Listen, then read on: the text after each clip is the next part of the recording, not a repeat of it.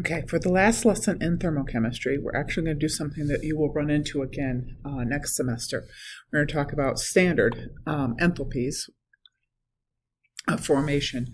And so the standard enthalpy is something that is the enthalpy change, so kilojoules per mole, for any reaction under what's called standard conditions. Now, it's unfortunate, but again, I didn't do this, that standard temperature and pressure are not what apply here.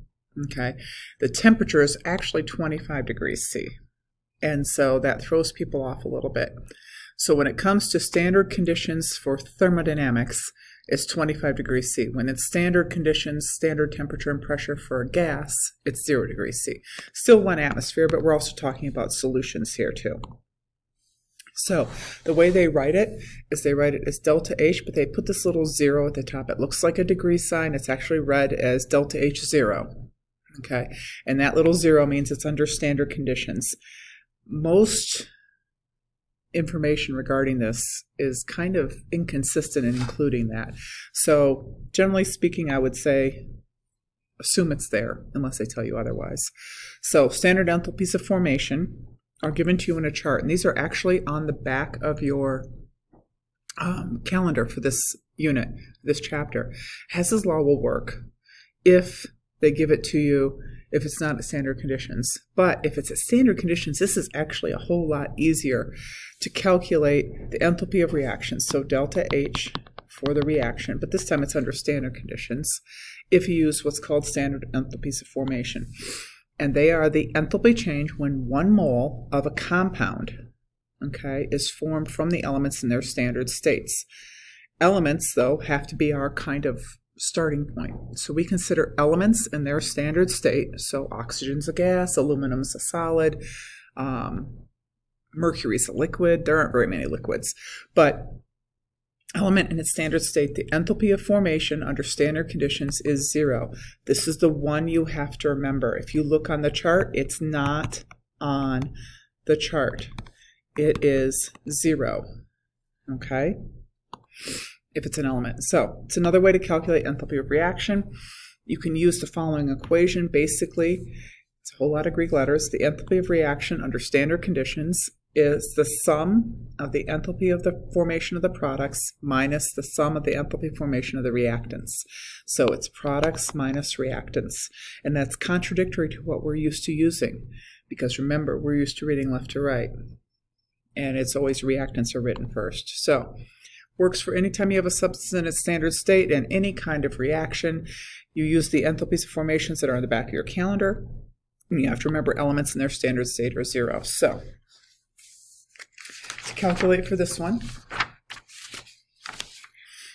I'm going to add up the enthalpies of formation of the products. So I have, this is reactants, this is products. I have 4 of the NO2s. If I look that up very carefully on the back, 33.1. And then water, you really do have to look very carefully because there's 2 different versions of it. 6 times negative 285.83. I will probably round that more often than not to negative 286.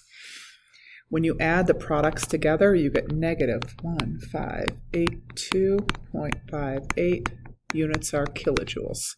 Then to do the enthalpies of formation of the reactants, do the same thing. 4 times the NH3, again, read carefully, okay, plus 7, and oh my God, I don't see oxygen. That's because oxygen is an element, and standard state, it's 0. And that is negative 183.6 kilojoules. Okay, so to solve for the enthalpy of reaction under standard conditions, you take the products, and I write them in parentheses. I don't necessarily do that on my calculator, but I definitely write them in parentheses here because sometimes you forget the minus sign because it's products minus reactants. So I'm going to include the minus, and it is a negative number. If you have a graphing calculator, you can literally type this in exactly as it is. Negative, don't use the minus sign for a negative. Minus, use the minus sign here, and a negative. And your calculator should spit out negative 1398.98 kilojoules. And it's pretty simple. We do this in first year chem because it isn't too hard.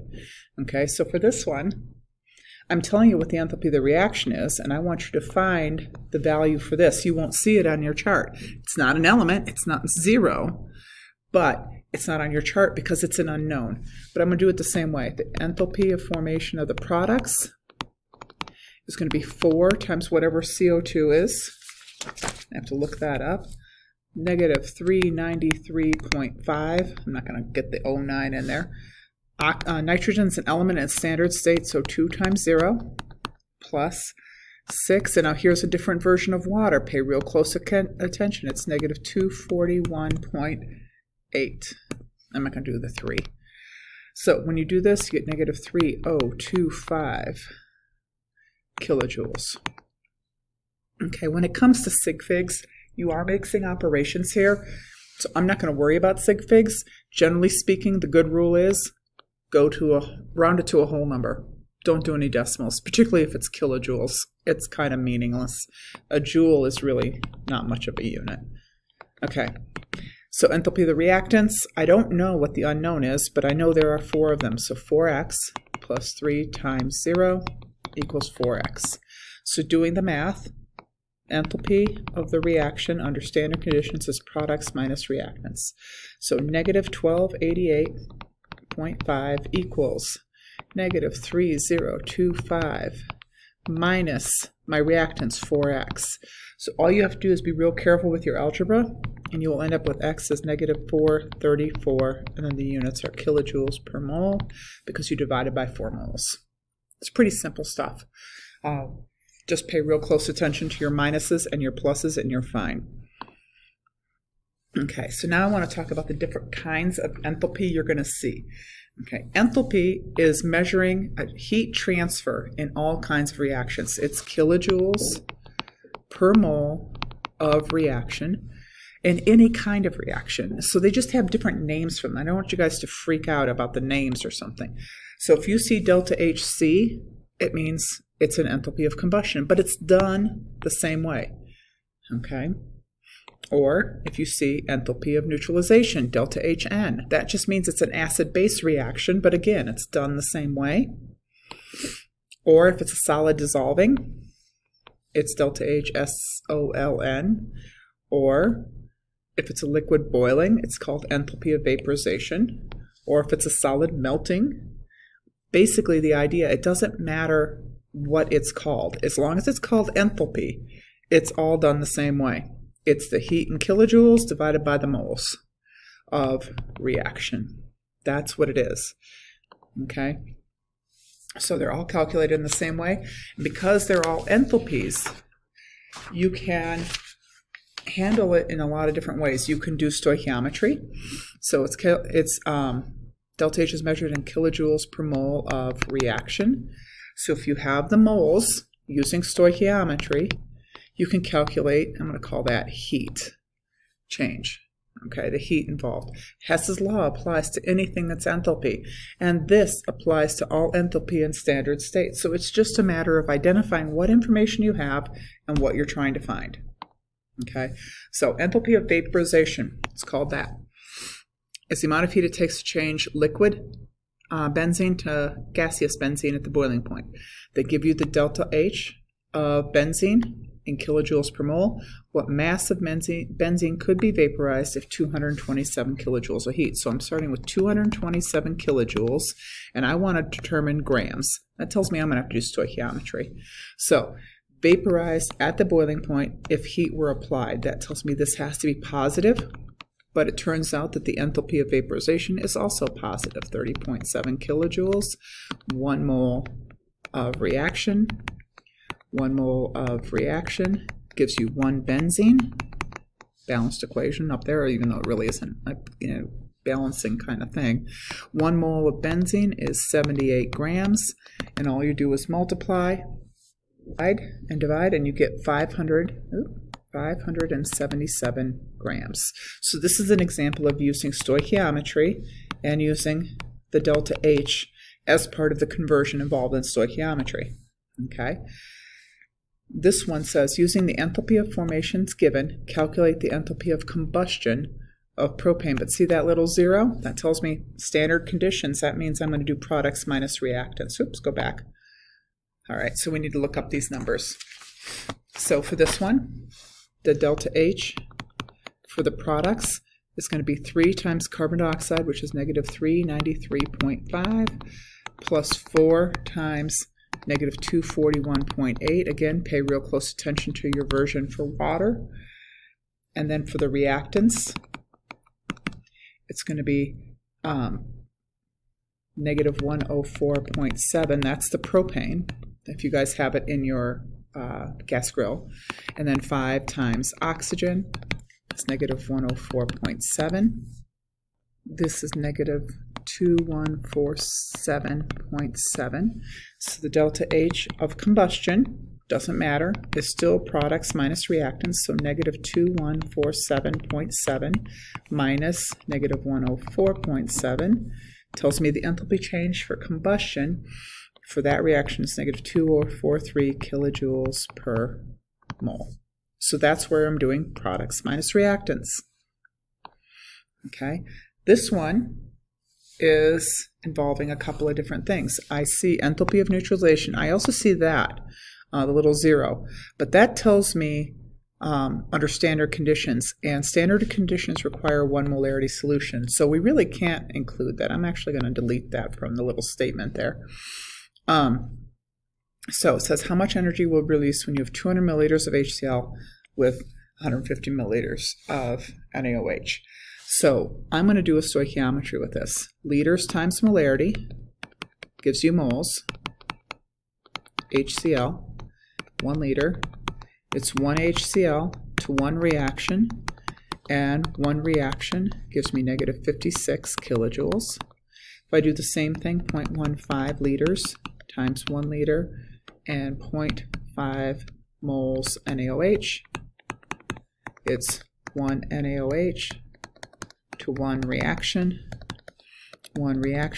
to negative 56 kilojoules. When I do the math on this, I find that the HCl produces negative 4.48 kilojoules. I should say it's exothermic, not negative.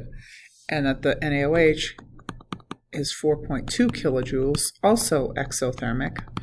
So we have to identify which one is the smallest magnitude of heat. And that will be this one, because your limiting reactant is the NaOH.